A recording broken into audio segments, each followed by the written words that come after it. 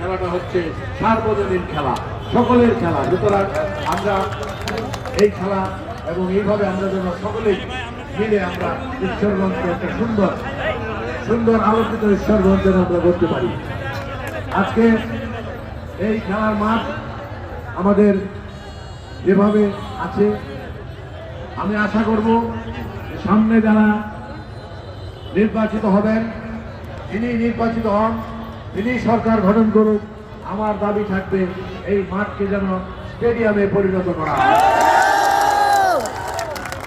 এবং আমি আশা করি যে এই মাঠকে স্টেডিয়ামে পরিণত করবে এবং আমাদের ঈশ্বরগঞ্জের খেলার মানকে সারা বাংলাদেশের কাছে আরো উন্নত করবে। আমাদের যেরকম এখন ঈশ্বরগঞ্জ থেকে ফুটবলে প্রতিনিধি করছে সারা বাংলাদেশে, আমাদের মাঝে মহিলা মেয়েদের ফুটবলও অংশগ্রহণ করছে, অন্যান্য খেলায় অংশগ্রহণ করছে। হচ্ছে ফুটবলের ক্রিকেটে আমাদের ঈশ্বরগঞ্জ থেকে দল বিভিন্নভাবে অংশগ্রহণ করে থাকে এবং তারা